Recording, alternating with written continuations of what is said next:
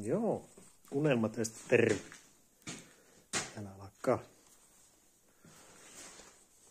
uutta peltiä kasvamaan kummasti tähän.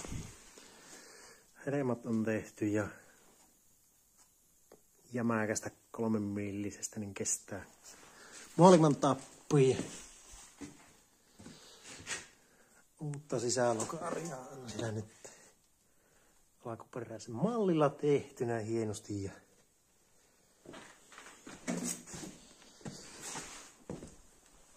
litran verran lotrasia epoksiakin. Se loppui jo kesken, pitää muuta lisää. Sinne on uudet akkukiinnikkeet tehty ja muut tämmöiset hienoudet.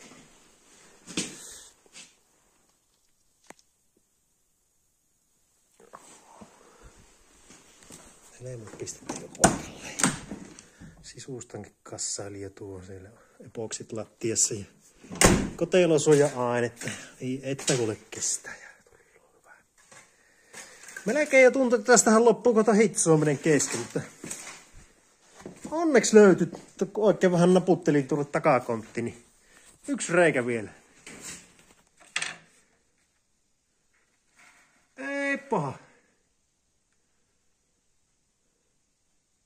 On vaan aika iso tuo reikä kyllä.